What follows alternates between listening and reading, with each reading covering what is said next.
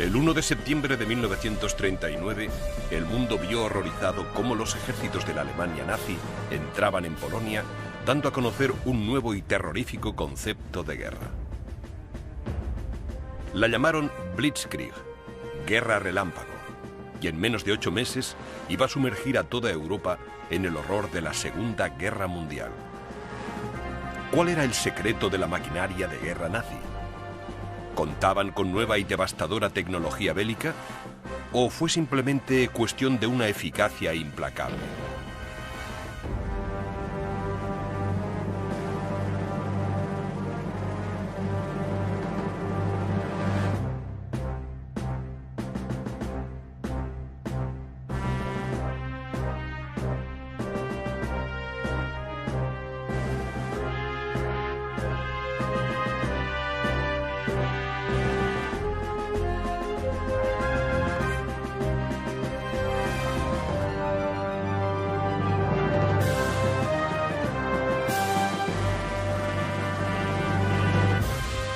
Segunda Guerra Mundial. Guerra relámpago. Polonia. Cuando la Primera Guerra Mundial llegó a su fin en noviembre de 1918, Alemania, como perdedora, fue despojada de su industria pesada, su ejército y gran parte de su antiguo territorio. Alsacia-Lorena pasó a formar parte de Francia, Renania se unió a Bélgica y los Países Bajos, los Sudetes a la recién creada Checoslovaquia y el puerto báltico de Danzig fue entregado a Polonia. Al igual que muchos alemanes, la población de estas zonas, principalmente alemana, sintió humillación por la derrota en la guerra e ira por haber sido separada de la madre patria. Cuando Adolf Hitler subió al poder en 1932, se encontró con una nación a las puertas del colapso social y económico, pero estaba decidido a reconstruir su país y vengarse de sus enemigos. Alemania, que había sido una gran potencia centroeuropea, solo tenía permitido mantener una fuerza pacificadora de no más de 100.000 hombres, sin tanques, aviones ni artillería pesada. Ante tales recortes, la industria pesada alemana se había hundido. Públicamente, Hitler insistía en que Alemania se atendría al Tratado de Versalles, el tratado de paz de la Primera Guerra Mundial. Pero en claro desafío a las sanciones internacionales, emprendió la reconstrucción del ejército alemán como primer paso de un plan a largo plazo para recuperar los territorios que Alemania había perdido. Si Adolf Hitler quería que sus planes de conquista tuvieran éxito, debía llevarlos a cabo lentamente, con cuidado y en secreto. Hitler sabía que si sus intenciones llegaban a ser del dominio público, Alemania corría el riesgo de ser invadida por Francia y Gran Bretaña.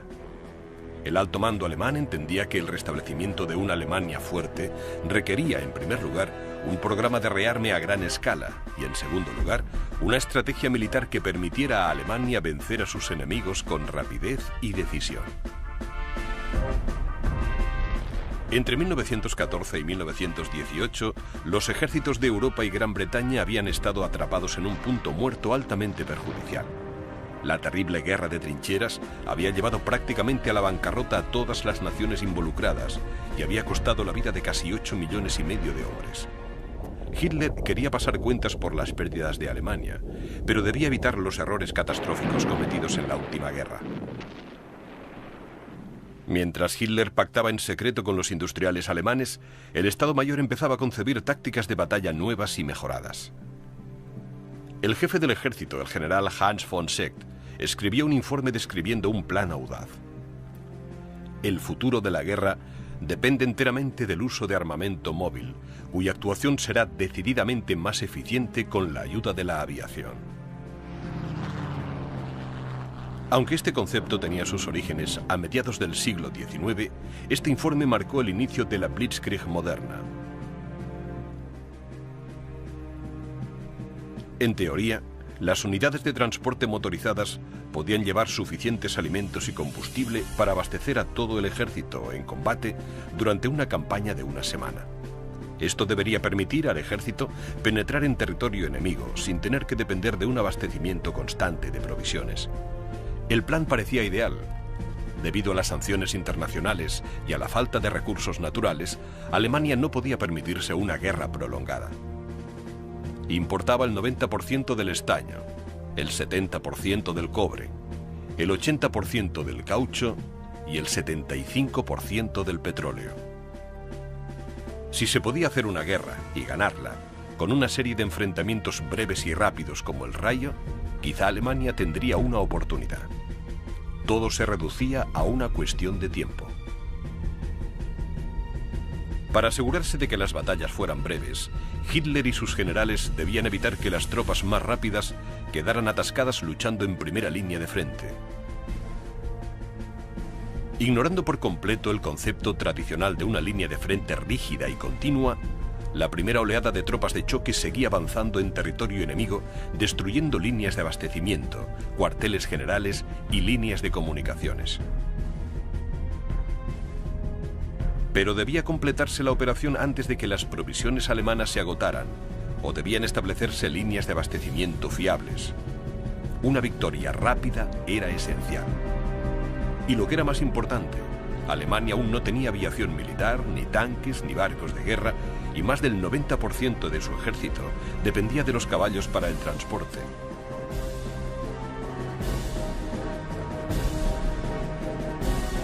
El rearme y la modernización se convirtieron en la máxima prioridad de Hitler. Se podían construir pequeños componentes de aviones y armamento en fábricas pequeñas y montarlos en otra parte, pero la enorme maquinaria requerida para fabricar vehículos militares pesados, como los tanques, no podía construirse en unos pocos meses, ni siquiera en unos años.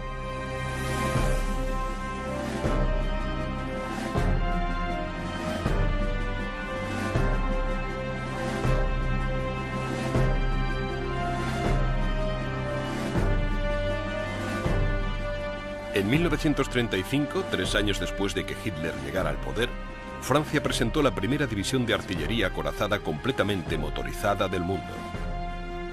Hitler sabía que si no actuaba con rapidez, perdería su oportunidad de conquista. Estaba decidido a que eso no pasara. Sorprendentemente, en 6 meses, Alemania había reunido una división completamente móvil y una acorazada, o división Panzer. La división Panzer necesitaba más de 3.000 vehículos de apoyo para transportar alimentos, municiones y provisiones. Para conseguir tantos vehículos en tan poco tiempo, Hitler había requisado vehículos ya existentes, muchos de los cuales ya estaban obsoletos y desgastados de otras unidades del ejército.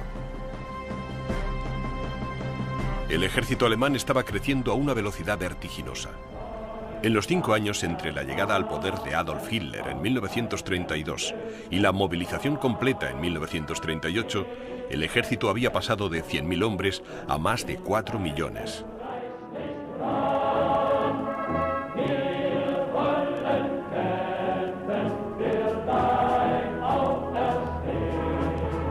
En consecuencia, la ya insuficiente cantidad de vehículos militares alemanes fue aún más insuficiente. Incluso se estaban trayendo caballos de tiro del ejército británico, que los estaba sustituyendo por vehículos motorizados.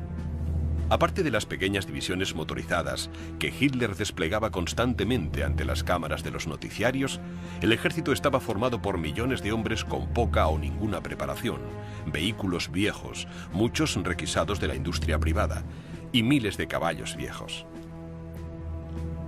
La mermada industria alemana no podía cubrir las necesidades de un ejército tan grande. Sin embargo, esto no detuvo los planes de Adolf Hitler. Poco a poco, estaba consiguiendo lo que quería: un ejército enorme para desfilar delante de las narices de sus enemigos europeos y británicos, y se deleitaba exagerando su tamaño y potencia.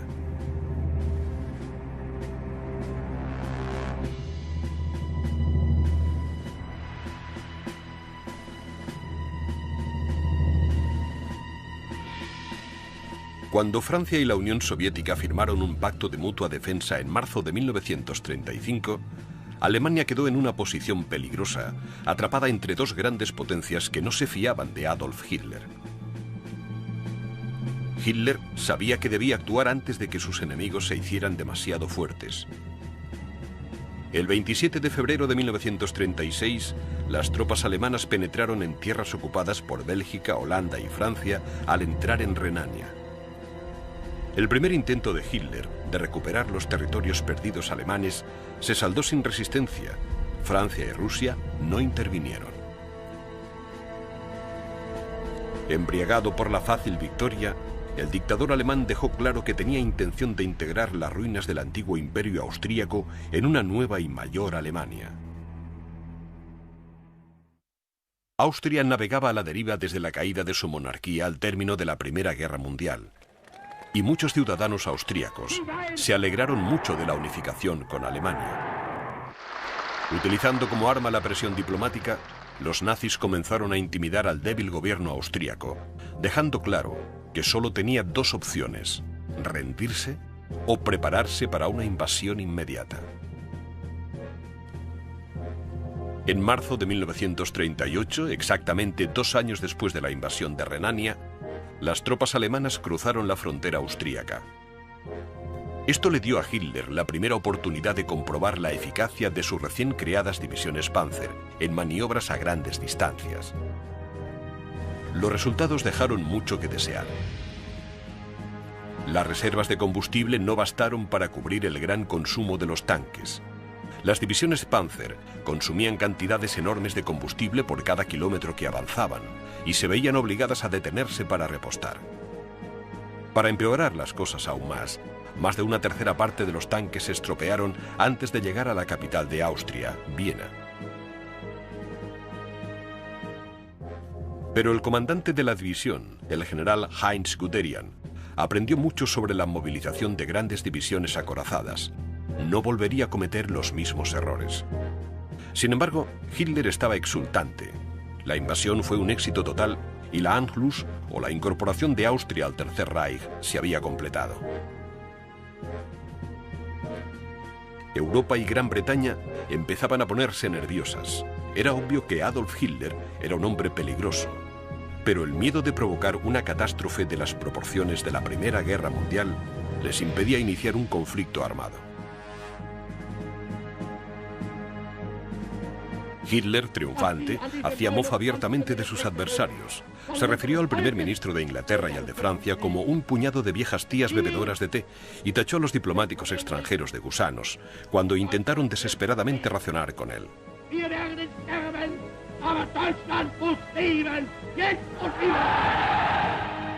Creyendo que podía seguir adelante con prácticamente cualquier tipo de agresión sin encontrar una oposición seria, Adolf Hitler centró su atención en los Sudetes, una zona de cerca de 30.000 kilómetros cuadrados de antiguo territorio alemán que había sido confiscada al término de la Primera Guerra Mundial para ayudar a la creación de la República de Checoslovaquia. A pesar de que Hitler había dado su palabra de que los checos no tenían nada que temer, los Sudetes eran ricos en recursos naturales y era un centro de industria pesada. Su anexión era esencial para el rearme de Alemania. Esta vez no hubo maniobras políticas, nada de peticiones, nada de opciones. El Führer simplemente anunció que los Sudetes pertenecían a Alemania. Gran Bretaña y Francia celebraron precipitadamente una reunión tras otra, primero con Hitler y después con Emil Hácha, el presidente checo. Mientras intentaban pararle los pies a Hitler, Gran Bretaña y Francia dejaron claro a Checoslovaquia que no podían arriesgarse a provocar una guerra mayor para salvar los Sudetes. El 29 de septiembre, solo 6 meses después de la anexión de Austria, Gran Bretaña y Francia cedieron ante las peticiones de Hitler. El presidente checo no fue consultado.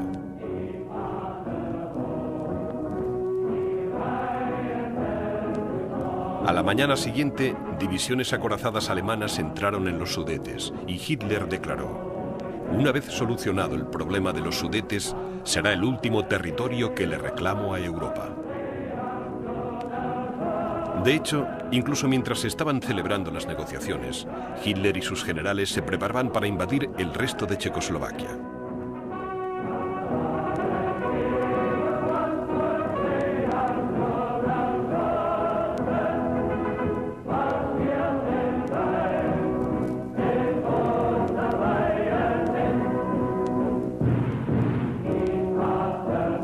26 semanas después de perder los Sudetes, el presidente checo Emil Hácha fue invitado a Berlín para reunirse con Hitler. Allí sencillamente se le comunicó un ultimátum.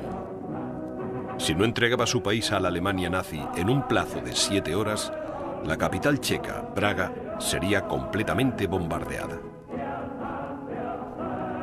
Una vez más, Hitler había ganado una batalla sin un solo disparo, pero se le estaba acabando la suerte. Su siguiente objetivo no se rendiría tan fácilmente. El nuevo ejército móvil de Hitler estaba a punto de ser probado en combate. Presionando la capacidad productiva y militar de Alemania hasta el límite, en la primavera de 1938 nacieron las Fuerzas Combinadas de Infantería, Artillería y Aire, con más de 4 millones de hombres. Aunque gran parte del equipo era un anticuado, había progresado mucho desde que Adolf Hitler había subido al poder 6 años antes. Este logro, sumado a la conquista de Renania, Checoslovaquia y Austria sin derramamiento de sangre, además de mantener a Francia, Gran Bretaña y Rusia fuera de su camino, llevaron a Adolf Hitler a creer que podía invadir Polonia con éxito y sin demasiados problemas. El odio que sentía Hitler por los polacos escapaba a toda razón. En una reunión con su Estado Mayor en agosto de 1938, dijo abiertamente lo que quería: matar sin piedad ni compasión a hombres, mujeres y niños de la raza polaca o que hablen polaco. En el centro de la ambición de Hitler por Polonia estaba la recuperación de la ciudad de Danzig. Como parte del Tratado de Paz firmado al término de la Primera Guerra Mundial, Danzig fue declarada ciudad libre y quedó bajo control internacional. Además, era uno de los puertos más grandes e importantes del Báltico. Antes de la Primera Guerra Mundial, Danzig había formado parte del Estado alemán de Prusia Oriental y aún contaba con más de 1 millón de ciudadanos alemanes que ahora quedaban separados de su patria por territorio polaco. Hitler creía que esta situación era intolerable e incluso antes de la invasión de Checoslovaquia había comenzado a reclamar la devolución de Danzig. Aunque las intenciones de Hitler eran obvias, Polonia se negó en firme a satisfacer sus demandas.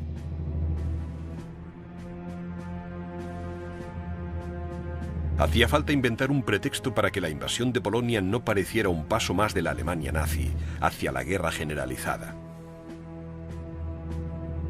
Para hacer que los polacos parecieran una amenaza para la seguridad de Alemania, las fuerzas especiales alemanas, disfrazadas de soldados polacos, organizaron un ataque ficticio en la frontera, lo que permitió a Hitler acusar falsamente a los polacos de un acto de guerra. Mientras sus amenazas a Polonia eran cada vez más evidentes, Hitler y sus generales planificaban cuidadosamente una invasión generalizada. En cuanto Alemania hubo firmado un pacto de no agresión con el vecino oriental de Polonia, Rusia, Hitler se convenció de que podía seguir adelante sin verse arrastrado a una guerra mucho más grande de lo que podía permitirse. Desgraciadamente, los polacos no movilizaron a su ejército creyendo que no había peligro de invasión hasta que se hiciera una llamada pública a filas de las unidades alemanas en la reserva. Pero ni siquiera el egocéntrico Adolf Hitler era tan obvio.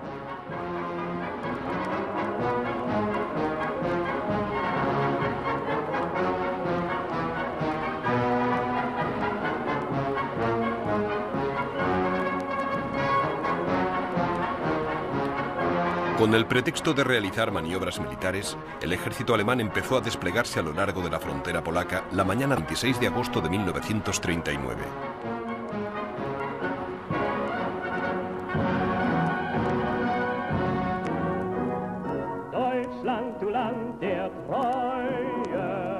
Anticipándose al siguiente movimiento de Hitler, Gran Bretaña firmó un acuerdo de mutua defensa con Polonia con la esperanza de que Alemania se echara atrás. Además, Gran Bretaña instigó a Polonia a que negociara con Hitler. Basándose en la experiencia de Renania, Austria y Checoslovaquia, Hitler pensó que Gran Bretaña no intervendría, ni siquiera en caso de invasión. Pero en un cínico movimiento diplomático, como si jugara al gato y al ratón, Hitler aceptó la petición de Polonia de negociar. A las 4 de la tarde del 31 de agosto, el embajador polaco esperó ansiosamente a que le llevaran al despacho de Adolf Hitler. Le dijeron que el Führer estaba al teléfono y que le recibiría en breve. El embajador podría haberse marchado a casa.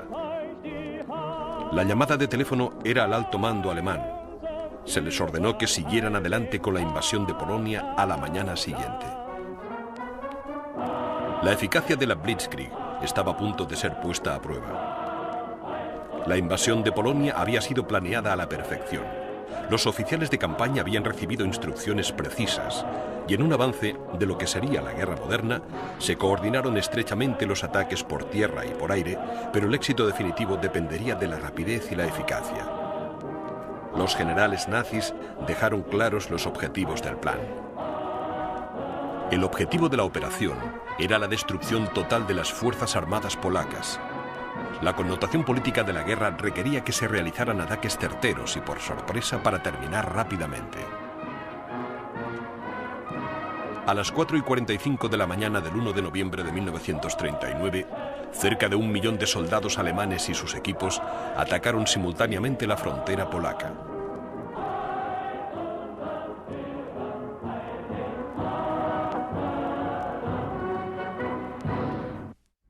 Para asegurarse una victoria rápida y segura, las fuerzas alemanas avanzaron en dos frentes. El primero entraría en Polonia desde el norte, a lo largo del corredor que separaba Alemania del puerto de Danzig. El segundo ejército, más numeroso, avanzaría por las fronteras sur y oeste, en la zona en la que Alemania limitaba con el antiguo territorio checo.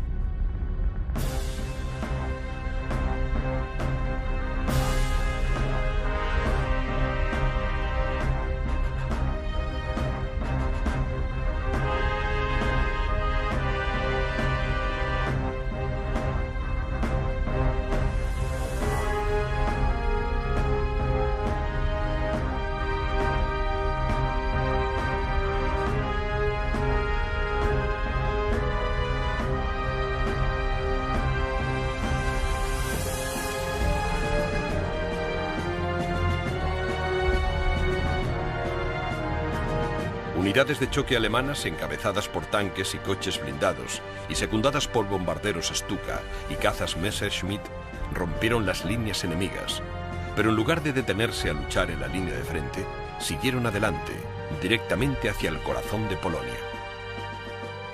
Mientras divisiones pesadas acorazadas y bombarderos en picado se adentraban en territorio polaco, las mermadas líneas de defensa polacas estaban atrapadas por el fuego de artillería concentrado y los ataques de la infantería que siguieron al paso de las rápidas unidades acorazadas.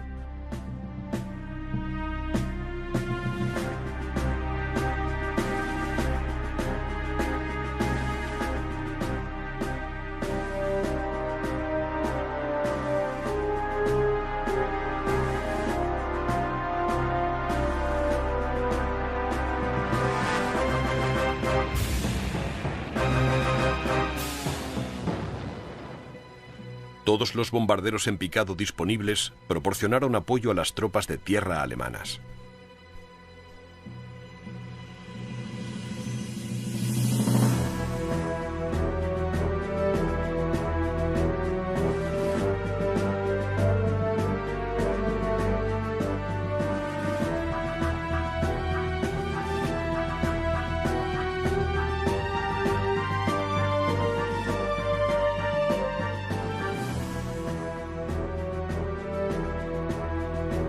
En cuanto los tanques y los ataques aéreos hubieron segmentado las líneas polacas, se cortó la llegada de refuerzos y provisiones a las unidades individuales.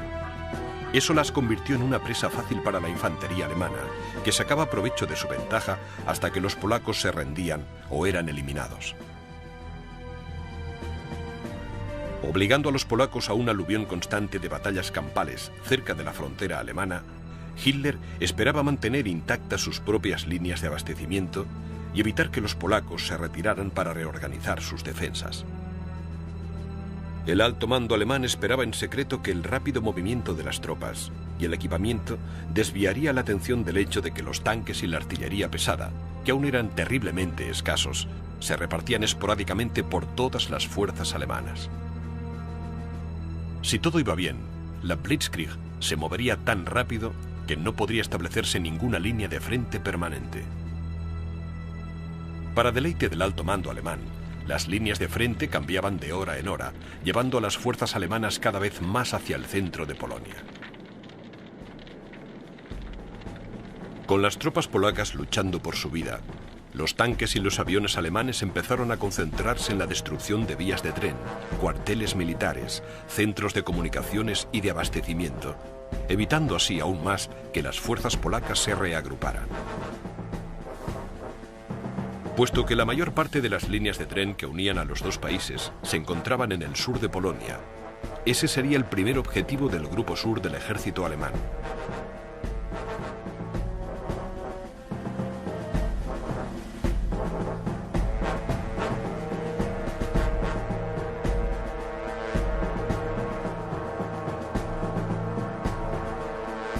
Las líneas de tren que quedaran operativas serían aseguradas lo antes posible y utilizadas para hacer llegar munición y provisiones frescas a los territorios conquistados.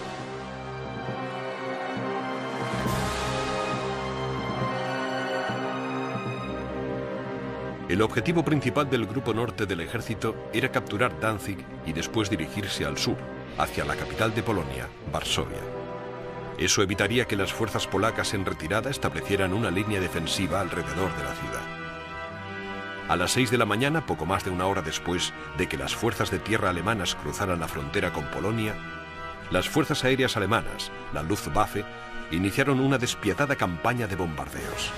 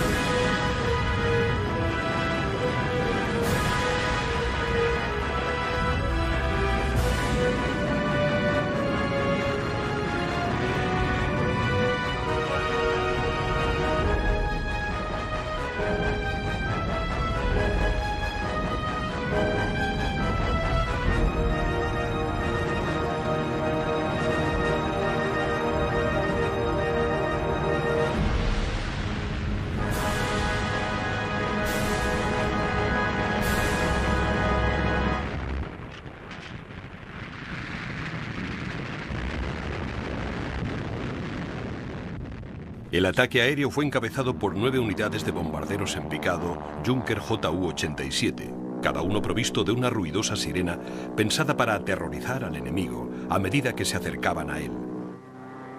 El Ju-87 era, probablemente, el bombardero en picado alemán, o Stuka, más famoso, y ya había demostrado su eficacia en la Guerra Civil Española.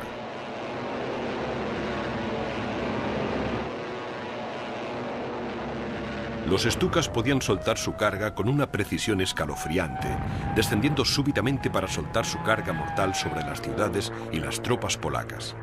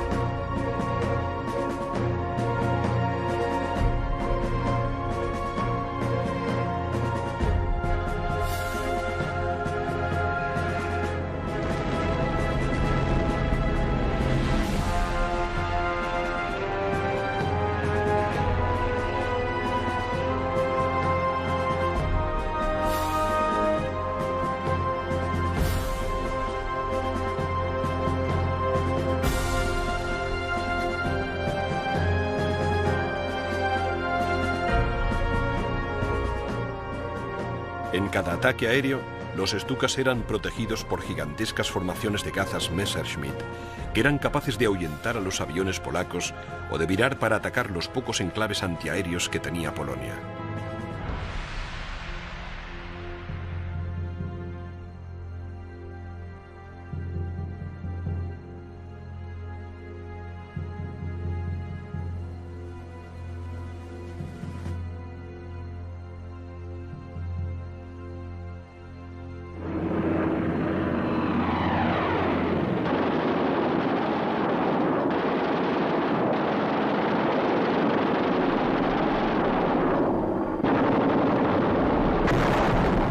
El objetivo inmediato de la campaña aérea era destruir los centros de comunicaciones y de despliegue militar y evitar así cualquier intento de las fuerzas polacas de mantener la coordinación. Desde el principio de la campaña, la capital de Polonia, Varsovia, fue sometida a intensos ataques aéreos y los campos de aviación polacos fueron destruidos sistemáticamente antes de que muchos de sus aviones pudieran despegar.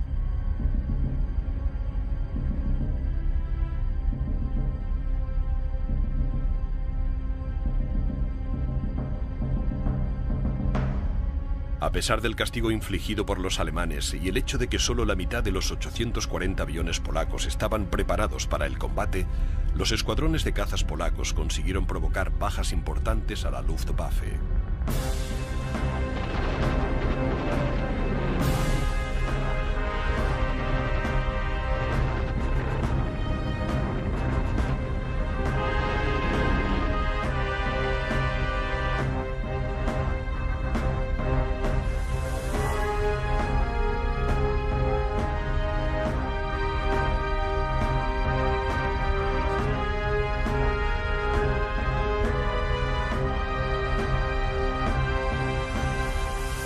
Al término del primer día de enfrentamientos, la Blitzkrieg iba según el plan. Los polacos huían ante el avance alemán. Las suaves llanuras del oeste de Polonia resultaron ser muy ventajosas para los alemanes y un problema para las defensas polacas. El paisaje abierto y seco de finales de verano era ideal para el rápido avance de la artillería y la infantería alemanas. Si las lluvias de otoño hubieran llegado 2 semanas antes, los campos y pastos se habrían convertido en un mar de barro y cieno que habría atrapado a hombres y máquinas.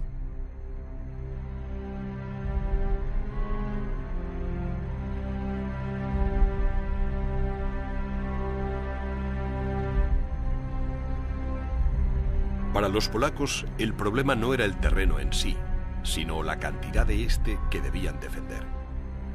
La frontera germano-polaca se extendía a lo largo de más de 1.900 kilómetros, desde Checoslovaquia en el sur al mar Báltico en el norte, y era prácticamente imposible defenderla toda. De lo único que los polacos podían estar razonablemente seguros era de que probablemente se abriría un frente en el corredor de tierra que separaba el norte de Alemania de la ciudad de Danzig. En consecuencia, casi una tercera parte de las fuerzas polacas disponibles fueron enviadas a proteger esa zona. Los alemanes, sin embargo, realizaron el avance principal a través de la frontera suroeste para capturar el mayor número posible de ferrocarriles. Puede que a fin de cuentas nada hubiera cambiado para los polacos. El avance alemán estaba tan bien planeado que seguramente nada de lo que los polacos hubieran hecho habría detenido la ofensiva nazi.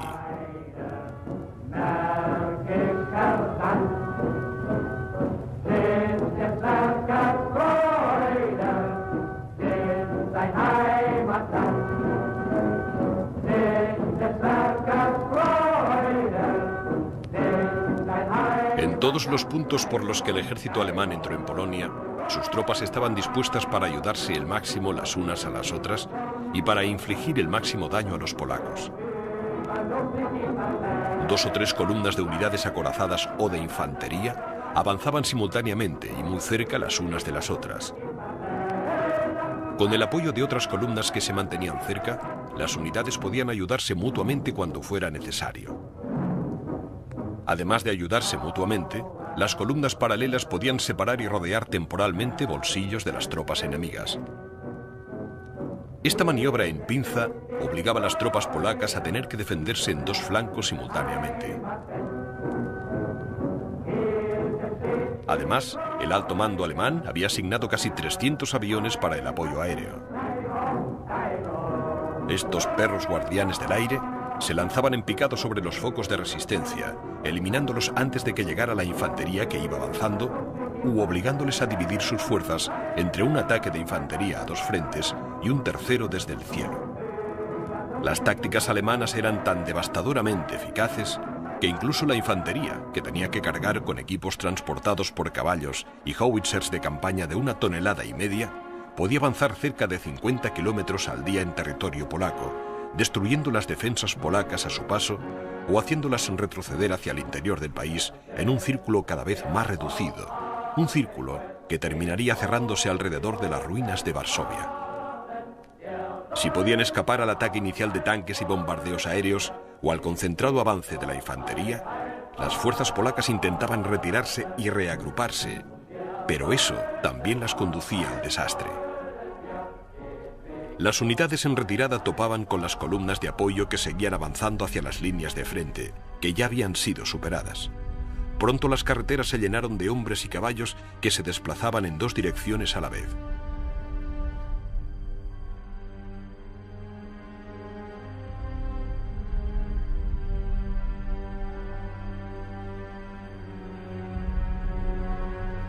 Eran blancos fáciles para las rápidas unidades de tanques y artillería, así como de bombarderos Stuka, que literalmente utilizaban a las confusas masas de tropas polacas que avanzaban y retrocedían para practicar su puntería, bombardeándolas antes de que pudieran organizarse para defenderse. Para las unidades polacas en primera línea de frente, uno de los mayores peligros venía de la artillería de campaña alemana, que disparaba proyectiles de hasta 15 centímetros de diámetro y con un alcance efectivo de hasta 16 kilómetros. Estos cañones eran fáciles de transportar con caballos o vehículos motorizados y proporcionaban a la infantería alemana una potencia de fuego rápida y devastadora.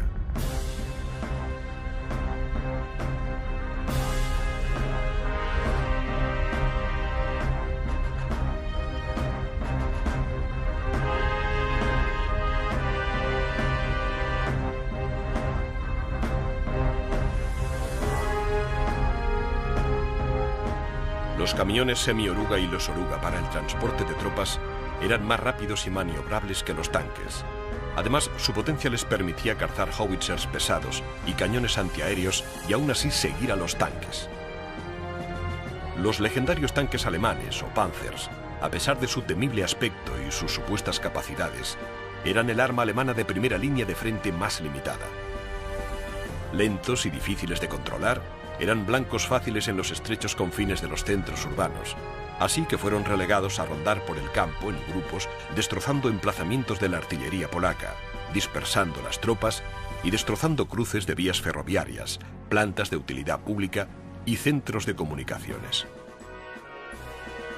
Con una superioridad numérica de 15-1 ante los tanques polacos, los Panzers tenían poco de qué preocuparse. Sin duda, Hitler estaba ansioso por hacer alarde de su recién desarrollada potencia naval. Un ataque a la ciudad portuaria de Danzig debería haber sido una oportunidad perfecta. Irónicamente, el único barco alemán que entró en acción fue el Schleswig-Holstein, un viejo veterano de la Primera Guerra Mundial que había sido relegado a barco de entrenamiento. Aún así, el Schleswig-Holstein se acercó peligrosamente a la costa de Polonia el 1 de septiembre y casi a bocajarro bombardeó brutalmente la guarnición polaca.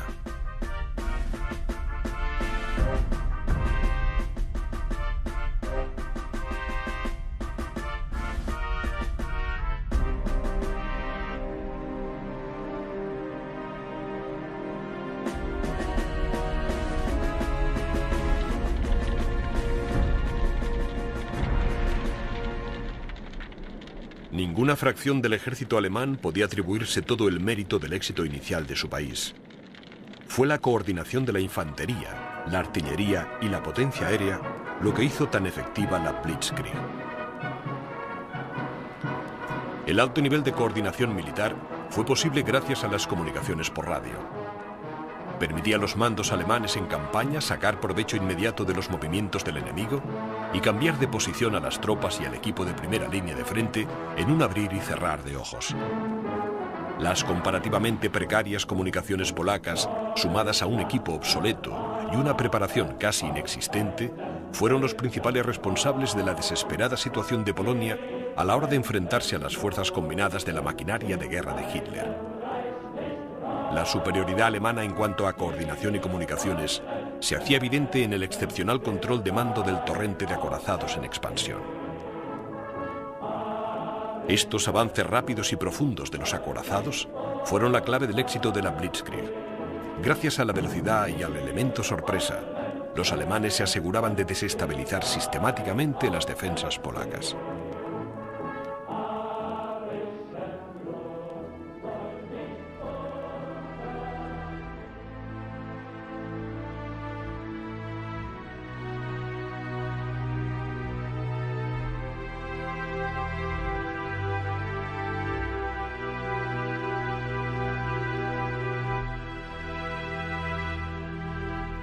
A pesar de que en 1939 Polonia tenía uno de los mayores ejércitos del mundo, la mayor parte de su equipo era el que había quedado de la Primera Guerra Mundial, y la situación se agravó porque el vacilante alto mando polaco solo consiguió movilizar a 17 unidades de infantería y a 6 brigadas de caballería trágicamente obsoletas cuando el ejército alemán empezó a cruzar sus fronteras.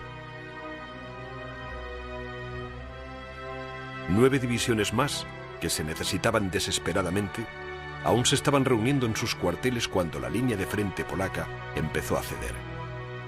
Una de las pocas unidades de tanques polacas que había entrado en servicio fue capturada por los alemanes cuando estaba siendo descargada de los vagones de tren que los transportaban hasta el frente.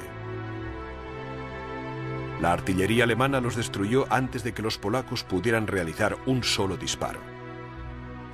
Pero cuando el ejército alemán se enfrentó a los polacos cara a cara, se encontraron con un enemigo deseoso de luchar con valentía para proteger su país. Unidades de caballería polacas magníficamente formadas, armadas con nada más que lanzas y rifles de cañones recortados, cargaban sin vacilar contra las enormes formaciones de tanques alemanes. Les habían dicho que eran modelos a escala hechos de cartón. Fue un esfuerzo valeroso, heroico y tremendamente fútil. Los soldados de caballería fueron ahuyentados de los campos de batalla o destrozados por completo.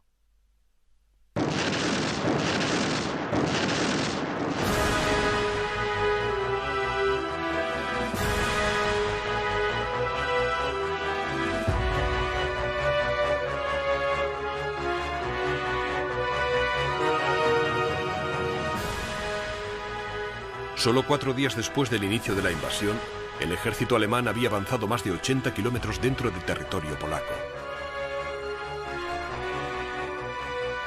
Día tras día los polacos eran atacados por tierra y aire.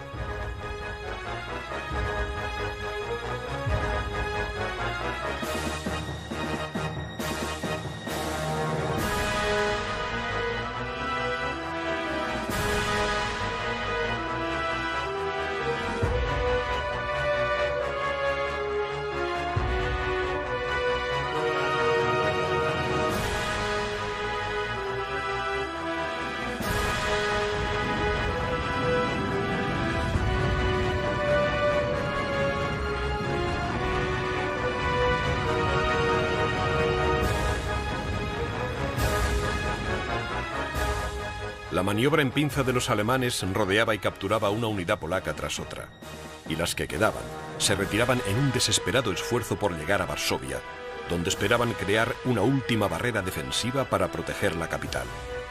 La Blitzkrieg avanzaba sin piedad. Incluso los alemanes estaban sorprendidos por la facilidad con que se estaba llevando a cabo la invasión. Un joven soldado le escribió a su esposa: «Era tan parecido a las maniobras que nos costaba trabajo creer que era la guerra de verdad. Todo parecía tan bien ordenado». El 9 de septiembre, solo el 9º día de combate, el grupo norte del ejército alemán, que venía del corredor de Danzig, y el grupo sur, que venía desde el suroeste, se encontraron en la ciudad de Lubov, dividiendo así Polonia en dos. Cada uno de estos ejércitos había recorrido 320 kilómetros dentro del territorio polaco en poco más de una semana. Pero a los panzers alemanes no todo les iba bien. El 8 de septiembre, la cuarta división Panzer perdió más de 60 tanques intentando capturar los barrios periféricos de Varsovia. Para el 10 de septiembre, la mayor parte de las fuerzas polacas restantes estaban concentradas en Bolsillos al oeste de Varsovia. Cuando empezaron a avanzar hacia la capital, los alemanes utilizaron una vez más la maniobra en pinza, esta vez a gran escala. La 10ª división Panzer se desvió hacia el este, detrás de las líneas polacas, cortándoles la retirada hacia Varsovia. Cuando los polacos dieron media vuelta con dificultad a sus líneas defensivas, un segundo frente alemán apareció por el oeste. Los polacos estaban atrapados entre dos líneas de tropas alemanas en avance. La retirada se convirtió en un desastre, puesto que se cortó el paso a la defensa por todos lados. A las 2 semanas de guerra, estaba claro que los polacos habían perdido, pero se negaban a entregar su país a la Alemania nazi. Trasladándose de noche y luchando de día, bolsillos dispersos del ejército polaco luchaban para llegar a Varsovia, infligiendo todo el daño posible a los invasores.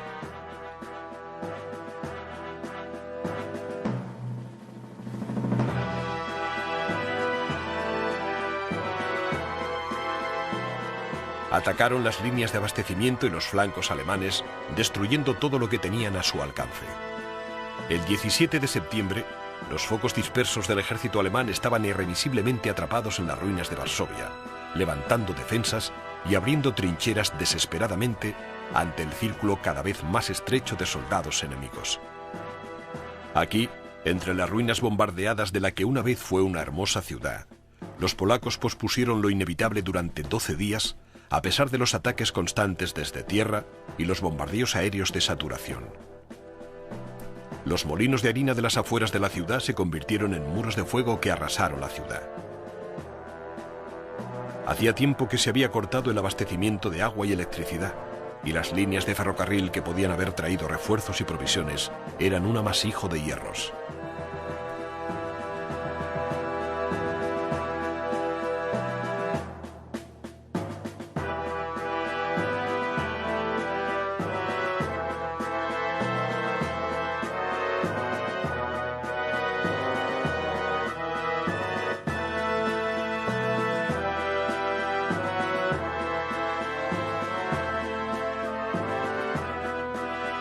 Cuando el 28 de septiembre Polonia finalmente se rindió, la destrucción era tan absoluta que incluso el general alemán Erwin Rommel quedó horrorizado.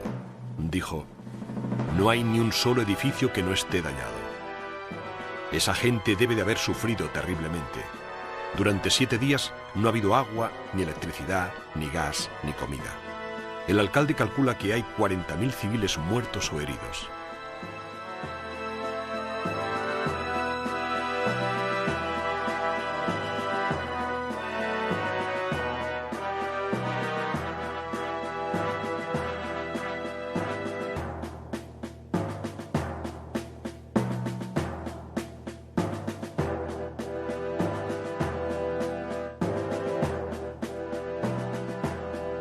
Aunque fuera difícil de creer, Polonia aún no había pasado lo peor. Todos los territorios que quedaban al este de las líneas alemanas fue entregado a la Unión Soviética como gesto de buena voluntad de Adolf Hitler.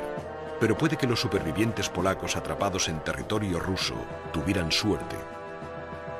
Detrás del ejército alemán llegaban unidades de las SS especialmente seleccionadas, con la misión de capturar y asesinar a los intelectuales polacos. Profesores, médicos, policías, miembros del clero de cualquier confesión, judíos, terratenientes, nobles y trabajadores del gobierno debían ser exterminados. Tras la primera semana de enfrentamientos, los comandantes de las SS ya se jactaban de 200 asesinatos al día. Para cuando Polonia finalmente se rindió, menos del 3% de las clases altas seguía con vida. Polonia iba a convertirse en una enorme cantera de trabajadores al servicio de la maquinaria de guerra alemana. El número total de polacos muertos durante las 3 semanas de campaña sigue sin determinarse, pero lo que está claro es que sobrepasó las 50.000 personas y cerca de 700.000 polacos fueron hechos prisioneros. En comparación, los alemanes perdieron apenas 10.000 hombres. Milagrosamente, más de 100.000 soldados polacos, marines y aviadores consiguieron escapar de su país en ruinas. Se dirigieron hacia el este para unirse al ejército francés o a las fuerzas aéreas británicas, donde jugarían un importante papel eliminando a la Alemania nazi de los cielos durante la larga guerra que se avecinaba.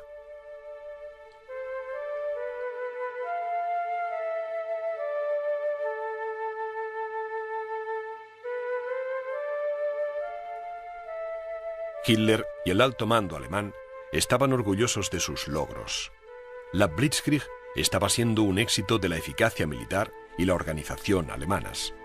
Habían vencido a un enemigo casi indefenso y habían dado a sus soldados más experiencia en el campo de batalla que cualquier otra potencia europea. La moderna y motorizada maquinaria de guerra alemana había aplastado al ejército y las fuerzas aéreas polacas, que no estaban preparados para otro conflicto como la Primera Guerra Mundial. La velocidad y la apabullante audacia de las avanzadillas de los acorazados alemanes, con la ayuda de la eficacia mortal de los Stukas, habían dado al mundo la primera muestra de la Blitzkrieg. Las fábricas polacas fueron reconvertidas para manufacturar bienes y provisiones para la creciente maquinaria de guerra alemana. El pueblo polaco era obligado a deslomarse para sus nuevos señores en los infames campos de trabajo.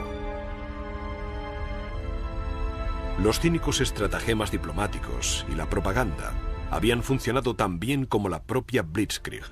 Ahora Hitler sabía que Francia no quería luchar y con un poco de suerte los británicos no acudirían a ayudar a los franceses. Adolf Hitler podía realizar tranquilamente su siguiente movimiento. A pesar de sus amenazas, Inglaterra y Francia le habían permitido aplastar Polonia sin mover un dedo. Ahora le tocaba el turno a Noruega y Dinamarca, y después a Holanda, Bélgica, Francia y cualquier otro que se cruzara en su camino.